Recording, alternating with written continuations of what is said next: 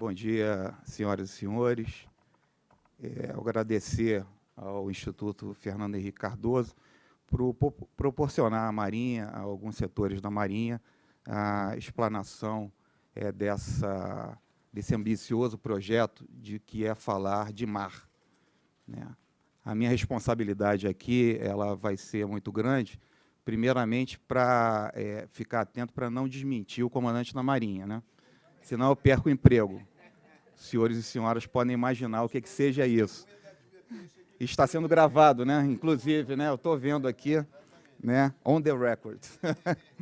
E a outra responsabilidade, como eu falei, é a responsabilidade de falar nesse ambicioso tema que é o mar e os oceanos, né?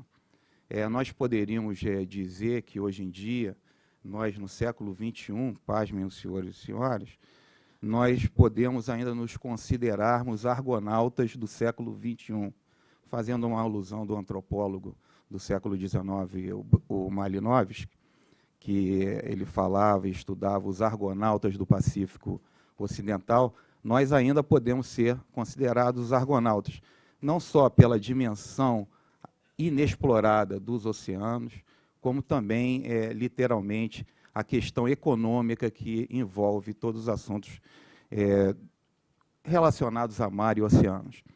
Nós vimos já na apresentação, no primeiro bloco, nós vimos a apresentação do Itamaraty, em que falou das discussões que houve a respeito de direito do mar, estabelecimento de limites, e falou principalmente também de fundos marinhos, né? Falou na ISMA, né, que é a International Seabed Authority, em inglês, e foi justamente em cima de interesses econômicos que a Convenção da Jamaica, assim chamada Convenção das Nações Unidas sobre o Direito do Mar, de 1982, que tratou, que teve maior polêmica e teve maiores discussões. Então, a primeira grande discussão foi a discussão, efetivamente, em cima da exploração dos fundos marinhos, que é a exploração entendida como de solo e subsolo, recursos vivos e não vivos, fora da plataforma continental. Como foi explicado, fazer uma breve exposição, foi explicado que nós temos um mar territorial de 12 milhas, uma milha náutica dá 1.852 metros. Né? Vamos raciocinar com 2.000 metros, 2 quilômetros. Então, nós temos um mar territorial de 12 milhas, que nós temos soberania total sobre a massa líquida, solo e subsolo. Nós temos uma zona contígua que vai da linha da costa até 24 milhas, que nós temos uma soberania legal também do mar, da massa líquida, solo e subsolo. Zona econômica exclusiva, a partir da praia, da linha de praia, nós temos 200 milhas que nós temos permissão, ou nós damos permissão, e nós controlamos a permissão de exploração econômica, e apenas econômica, ou seja, uma soberania parcial da massa líquida, solo e subsolo. E nós podemos estender, que é o que foi falado em termos de comissão para levantamento da plataforma continental lá nas Nações Unidas, onde são discutidos a extensão seu direito de exploração, ou seja, do direito de exploração do Estado costeiro, para além das 200 milhas. Ou seja, então o Brasil agora está discutindo, de acordo com as normas das Nações Unidas, o direito de explorar além das 200 milhas, onde nós temos uma submissão na área sul, que pega o platô de São Paulo, como não poderia deixar de ser, e também pega o cone do Amazonas, onde nós podemos ter exploração, mas apenas do solo e subsolo, não da massa líquida, para os recursos vivos e não vivos. Bom, então, essa minha tarefa muito hercúlea, e o Brasil, já na década de 1970, vislumbrou a necessidade de nós termos uma entidade, uma organização que efetivamente cuidasse desse assunto tão complexo. E essa organização no país não poderia deixar de ser uma organização interministerial. em que vários ministérios e várias agências participam num regime de colegiado, ou seja, é um board, é um conselho, tem total governança, ou seja, então nós vamos ver a partir de agora essa organização e o que o Brasil faz em termos de governança no mar. Então, aqui é essa comissão que eu falei, que foi criada no escopo das discussões da terceira Convenção sobre Direito do Mar, que foi na Convenção da Jamaica. Ou seja, tudo que nós temos hoje de definição, de exploração econômica do mar, soberania do mar, limite, mar territorial, zona contígua, zona econômica, o que é plataforma continental, tudo veio da Convenção do Mar. E o Brasil, junto com as discussões nas Nações Unidas, essas discussões foram feitas por oficiais da Marinha e principalmente por embaixadores, o embaixador Bustani, que até pouco tempo estava na França, ele participou como primeiro secretário das discussões dessa Convenção de Direito do Mar. E os pontos principais, como foi falado aqui, os pontos mais polêmicos foram polêmicos, principalmente devido a questões puramente econômicas. Então, o Brasil ele tem, fazendo uma gerência, vamos dizer assim, do mar, desde a década de 1970, tem a Comissão Interministerial para os Recursos do Mar, que ela abrange esses vários eixos de desenvolvimento, inclusive o eixo econômico, porque, como eu já disse, a Convenção do Direito do Mar ela é toda calcada subrepticiamente em cima de questões econômicas. Essa Comissão de Recursos do Mar, o coordenador é o comandante da Marinha. Então, o almirante esquadra Leal Ferreira, que fez a primeira apresentação desse ciclo de palestra do seminário, ele é o coordenador. Então, a Marinha do Brasil é a coordenadora desse colegiado. Então, eu quero falar mais uma vez, isso é uma estrutura de governança, em cima do que falou até o presidente Fernando Henrique, sempre preocupada com os interesses do Estado brasileiro. Não há interesses privados que possam minar ou poluir essa estrutura de governança. Então, os interesses brasileiros, do Estado brasileiro, são defendidos nessa comissão. Então, o gerenciamento do mar no Brasil, mar e também Antártica, é feito pela CIRM, pela CIRM. E eu sou o secretário, ou seja, eu sou o repositório de toda a documentação, organizador e o assessor do comandante da Marinha, que é o coordenador dessa estrutura para os recursos do mar. Então, nós temos ali no slide o início das discussões da Convenção das Nações Unidas do Direito do Mar, em 73, a criação da CIRM em 74, é um órgão interministerial, interagências. Em 1979, foi criada a Secretaria para ser um repositório desses documentos e assessorar o coordenador, o comandante da Marinha, na época o ministro da Marinha, para essas questões relacionadas ao mar. E, em 1982, foi assinada a Convenção da Jamaica, que foi adotado por vários países, inclusive o Brasil, a maioria deles lá para a década de 1990. Então, eu vou repetir, é uma estrutura efetivamente de governança que cuida de tudo relacionado ao mar, inclusive da legislação e da normatização interna, da internalização das normas internacionais relativas ao mar dentro do Brasil. Isso aqui é uma foto, o comandante da Marinha, o almirante Leal Ferreira, ele se encontra na cabeceira dessa mesa de reuniões, eu estou ao lado dele como assessor, e todos esses senhores e senhoras são representantes dos respectivos ministérios que fazem parte da Comissão Interministerial de Recursos do Mar. Então, desde 1970, eu quero deixar claro, o Brasil tem uma estrutura governamental que cuida dos interesses do Estado brasileiro no mar e na Antártica. E o que a CIRM ela coordena, como eu falei, ela coordena assuntos relacionados, nós temos uma política nacional para os recursos do mar. Essa política ela trata de tudo que tem a ver com formação de recursos humanos para os recursos do mar. pesquisas científicas, exploração e explotação de recursos do mar, e também tem um viés, um eixo muito importante, mesmo porque o Ministério do Meio Ambiente faz parte da comissão, que é o viés ambiental. Então, tudo que se discute no Brasil, hoje em dia, a respeito de oceanos, inclusive com viés ambiental, ele é discutido de forma bastante transparente e harmoniosa dentro da Comissão Interministerial dos Recursos do Mar. E nós nos baseamos, a comissão, nos baseamos em várias políticas, a política antártica, a política nacional dos recursos do mar, a política nacional de gerenciamento costeiro, que é muito importante, já foi feita uma pergunta pela representante do jornal Valor Econômico. Então, nós temos uma política, sim, de gerenciamento costeiro, né, interagência, interministerial, que cuida de todos os aspectos relativos ao gerenciamento costeiro, inclusive com viés de discussão ambiental. Então, a CIRMA ela se divide em LEPLAC. LEPLAC é justamente o que foi falado, foi um programa que foi criado e continua ainda em vigor para o estabelecimento da plataforma continental brasileira. O que significa? Basicamente, significa até o limite de 350 milhas, que é o estabelecido pelas Nações Unidas, até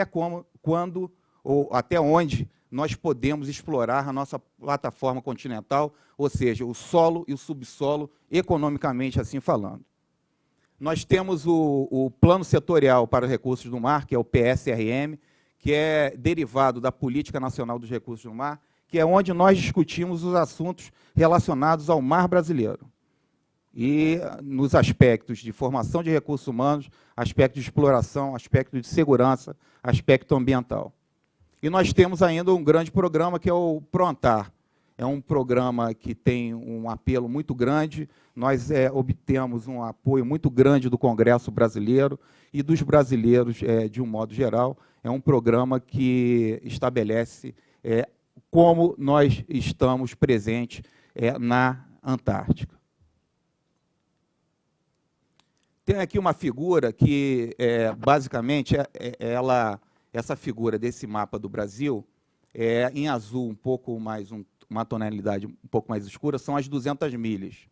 As 200 milhas em torno, inclusive, aquela bola azul em torno da Ilha da Trindade, Martim Vaz, e aquela bola também, um meio círculo aí em torno de Fernando de Noronha, que permite que a gente explore em torno de 200 milhas de Fernando de Noronha toda a massa líquida, solo e subsolo. E nós temos ali o arquipélago de São Pedro, São Paulo, que é habitado. Tem um programa que eu vou falar um pouquinho mais adiante, vai dar tempo, a respeito da nossa ocupação do arquipélago de Fernando de São Pedro, São Paulo. Então, como foi falado, a Amazônia Azul ela não só é uma extensão de massa líquida, solo, subsolo, no nosso mar, quase com a mesma proporção territorial do que a nossa Amazônia Verde, mas principalmente porque ela contém recursos econômicos iguais ou até maiores do que a nossa Amazônia. Na realidade, como eu falei no início, nós temos uma política e uma tarefa, uma atividade muito ambiciosa, mesmo porque eu poderia me arriscar a dizer que nós, mesmo no século XXI, ainda não conhecemos muito bem os oceanos. Poderíamos falar que nós temos um nível de conhecimento que nós temos como nós temos para Marte, ou como nós temos para a Lua, ou outros satélites do Sistema Solar. Então, nós temos um dos planos, aqueles planos que eu mostrei agora há pouco, o Plano Setorial para os Recursos do Mar, ele tem ali, naquela tela ali abaixo à direita, tem todos os programas que são relacionados aos recursos do mar, aquela política nacional dos recursos do mar. Os senhores podem ver ali, os senhores e senhoras, que nós temos, um deles, é o Revimar, ele está associado ao Ministério do Meio Ambiente, onde nós discutimos toda a questão de exploração e explotação de recursos vivos da nossa zona econômica exclusiva e da nossa plataforma continental, dentro de discussões eminentemente também ambientais, ou seja, exploração, sustentável dos recursos vivos da nossa plataforma continental. E aí eu vou falar de alguns que já foi falado aqui. Foi um dia, que eu diria, um dia glorioso para o nosso país, que foi o dia que nós assinamos, o Serviço Geológico do Brasil, que é o CPRM, assinou com a autoridade da área, ou seja, a autoridade de fundos marinhos, um ganense, que é o senhor Ni Odunton. Ele é cidadão de Gana, e ele fica sediado lá na Jamaica para tratar desses assuntos de exploração e explotação da área, ou seja, é tudo que é do fundo do mar e do subsolo na área do alto mar, fora da zona econômica exclusiva e fora, inclusive, da plataforma continental, que, como eu falei, pode ser estendida até 350 milhas. Então, essa assinatura desse contrato foi uma assinatura de exploração das crostas cobaltíferas, que esses pontos vermelhos eles estabelecem onde no mundo nós já sabemos, pode ser que existam mais lugares no mundo que nós tenhamos a insurgência dessas crostas cobaltíferas, e as crostas cobaltíferas não têm apenas cobalto, elas têm manganês, têm cobre, têm níquel, então tem uma série de recursos minerais que têm que ser explorados de acordo com as normas internacionais, que são as normas que são garantidas por esse senhor, que é a autoridade da área, ou autoridade dos fundos marinhos, o ISBA, que estabelece como vão ser explorados. E o que é mais importante, e que o grupo dos 77 países, na hora da discussão da Convenção da Jamaica, que são os países menos desenvolvidos e tinham menos recursos para exploração científica dessas áreas, eles estabeleceram que essa exploração, os recursos, seriam da humanidade, tá? Em acordo, inclusive, com o estatuído na primeira linha da Carta das Nações Unidas, nós, os povos. Então, efetivamente, esses recursos eles têm que ter algum benefício para a humanidade, não só para o Estado costeiro, para o Brasil, mas também para toda a humanidade. Então, aí é onde vai ser a tal da elevação de Rio Grande, onde vai ser a exploração dessas crostas cobaltíferas no Brasil. É só dos gaúchos ou de todos? Não, de todos os brasileiros. Inclusive, a elevação do Rio Grande é perto do platô de São Paulo, que vai dar a permissão da gente estender a nossa exploração econômica na plataforma continental até 350 milhas, que é a tal da submissão da área sul que nós estamos fazendo agora, exatamente agora, uma das etapas de submissão, exatamente agora nas Nações Unidas, com brasileiros lá da Marinha, do Itamaraty, lá nas Nações Unidas, estão submetendo para nós aumentarmos a nossa capacidade de exploração. Mas aí, para o senhor não ficar triste, eu botei que a Folha de São Paulo noticiou, outros meios de comunicações da mídia impressa, falada, etc., noticiaram, mas como eu vim a São Paulo, e eu imaginava que o senhor fosse fazer um questionamento desse da elevação de Rio Grande, então aí está a notícia que no dia 9 de novembro passado, deste ano, foi assinado com a autoridade da área a cooperação, acordo de cooperação para exploração das crostas cobaltíferas na elevação de Rio Grande. Efetivamente, como eu falei, como os senhores se recordam, tudo isso foi fomentado e foi iniciadas as discussões sobre essas explorações, como fazer, qual é a logística para se fazer isso, tudo isso na CIRM. Então, a CIRM, apesar desse acordo de cooperação ter sido feito do Serviço Geológico do Brasil com a autoridade da área, a autoridade dos fundos marinhos, a ISBA, tudo isso nasceu na CIRM, para os senhores e senhoras verem a importância da CIRM inserida dentro do Estado brasileiro.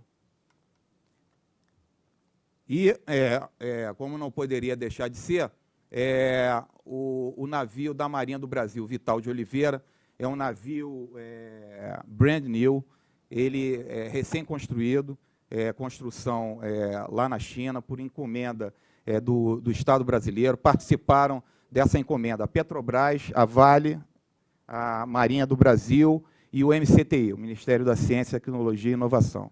Então, esse navio, o Vital de Oliveira, ele é, vamos dizer assim, a nossa nau Argo, que vai fazer a exploração das crostas cobaltíferas na elevação do Rio Grande. Também nós temos, entre nossos programas, a avaliação da potencialidade mineral da nossa plataforma continental, em termos de carbonatos, nódulos polimetálicos, ou seja, tudo isso que, quando eu entrei para a Marinha, era filme de ficção científica, hoje em dia já é uma realidade. Inclusive, o Vital de Oliveira tem um ROV, né? Tem um Remote Operated Vehicle, que vai até 4.000 metros de profundidade. Isso, quando eu era criança, que há pouco tempo atrás, era filme de ficção científica. Hoje em dia é uma realidade. E exploração de nódulos polimetálicos no solo e subsolo marinho é uma realidade também. Nós temos também pesquisas na área de fármacos, pesquisas de biotecnologia. Tudo isso é discutido dentro da Comissão Interministerial para Recursos do Mar. Nós temos pesquisas científicas nas ilhas, uma delas é o proarquipélago. Então, nós temos um casario lá, que tem um projeto que também é feito pelo CETENSP, da Marinha. É uma zona que é geologicamente instável, tem ocorrências de terremotos e de maremotos também, de tsunamis lá também. De vez em quando não, eu diria que de 10 em 10 anos, eu acho que esse casario é varrido, mas os projetos eles têm essa previsão. E tem um grupo de brasileiros cientistas de Marinha do Brasil, que fazem a parte logística, que moram permanentemente, habitado 24 horas por dia, 7 dias da semana, 365 dias ao ano. Então, para justamente nós termos uma ilha considerada como uma ilha habitável, efetivamente. Desenvolvemos pesquisas científicas lá. E nós temos a Ilha da Trindade, que nós desenvolvemos pesquisas científicas, a Marinha do Brasil dá todo o apoio logístico, de transporte e também de manutenção da ilha. E aí são algumas fotografias da Ilha da Trindade, que essa daí é um pouquinho menos inóspita para morar, pelo menos não tem, por enquanto, terremoto nem maremoto que varra o casario, né? Nós temos o GUS Brasil, isso, e vamos concluindo aqui.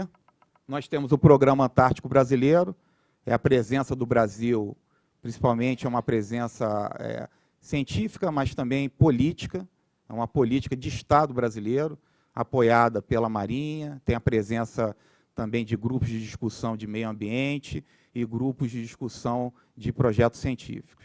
Essa será a nossa nova estação, que será construída a partir deste verão antártico agora, o contrato já foi assinado para nós construirmos. E nós temos, dentro das discussões da CIRM, o uso compartilhado dos oceanos. Ou seja, nós precisamos sobreviver, mas nós temos que ter uma explotação sustentável de todo o oceano. Então, nós temos a preocupação também ambiental na parte das discussões de exploração e explotação dos recursos vivos e não vivos. Isso tudo feito dentro da CIRM. Então, eu gostaria de agradecer ao Instituto Fernando Henrique Cardoso, mais uma vez. Eu, como falei, eu entrei para a Marinha do Brasil com 14 anos, há pouco tempo atrás, e eu me sinto muito orgulhoso de poder estar aqui, alguns anos depois de receber toda essa educação do Estado brasileiro, dentro da Marinha do Brasil, poder estar discutindo o mar, exploração do mar, de recursos vivos e não vivos, no mar, que é todo esse imenso mar que é nosso. Muito obrigado.